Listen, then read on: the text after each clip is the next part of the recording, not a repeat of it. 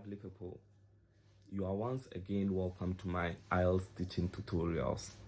With today's episode, we talk about the IELTS speaking test.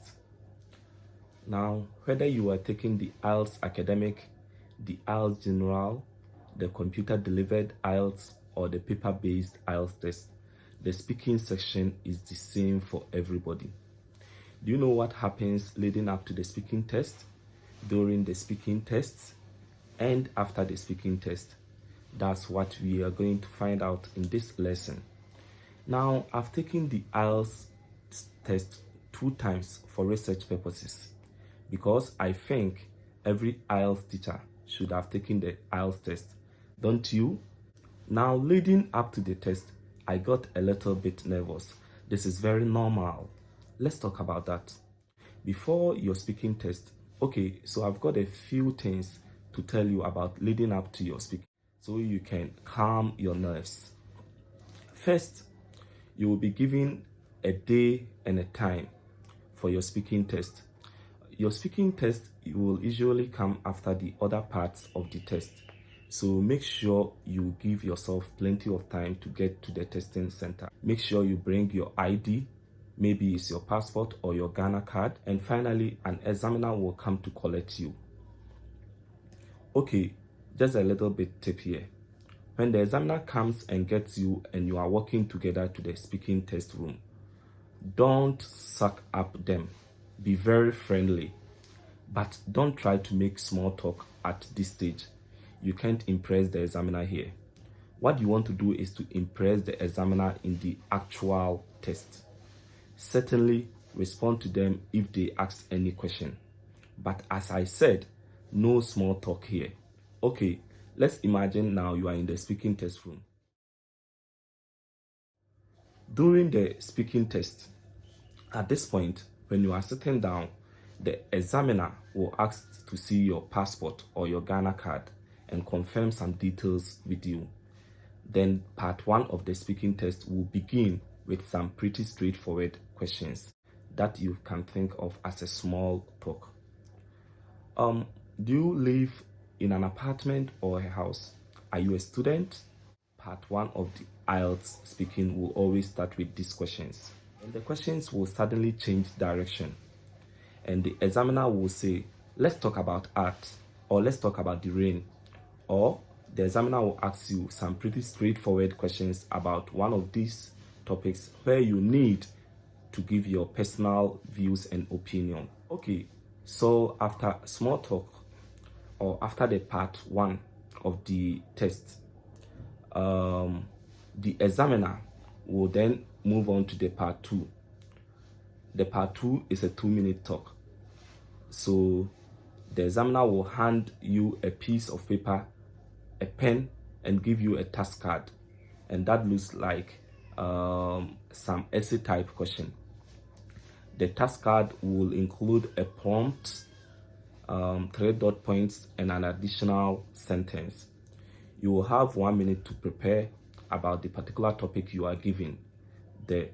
And there are 4 main topic categories that you might have to speak about in the IELTS speaking part 2.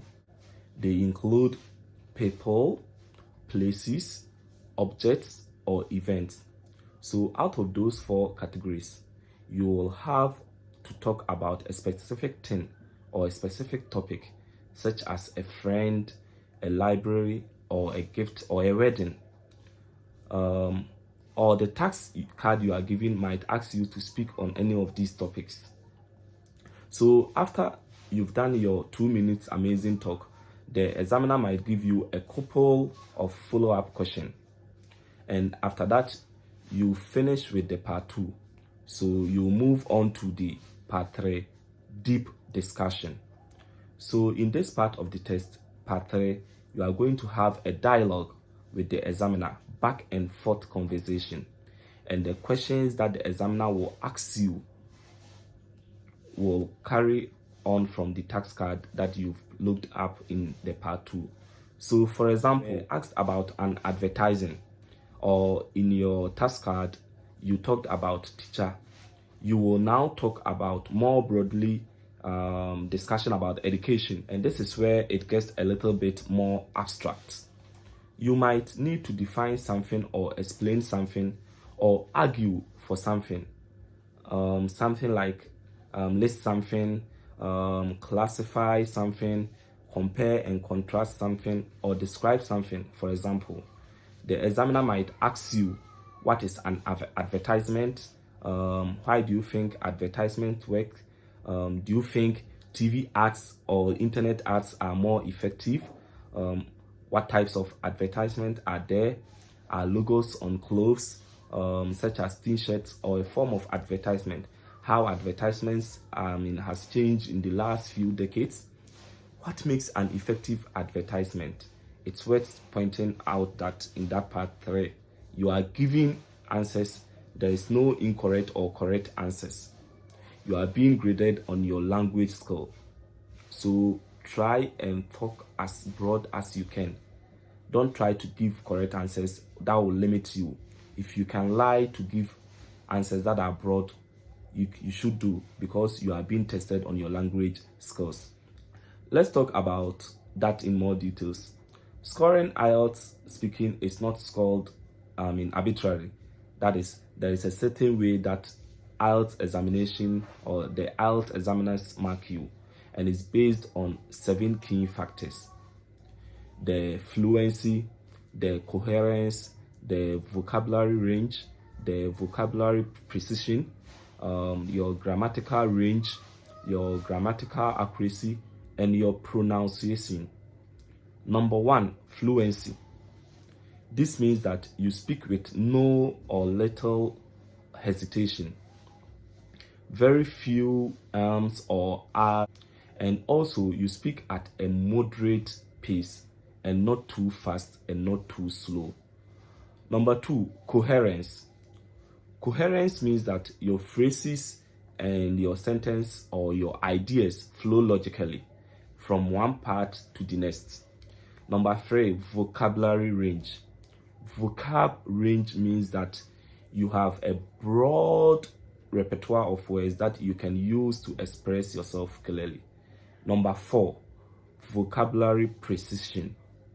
So vocabulary precision is word choice, that you are using the right choice of word at the right time to make the right meaning. Number 5, grammatical range.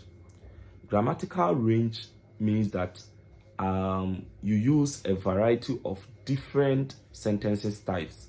So for example, some simple, some compound, some complex, and compound. Number 6, grammatical accuracy.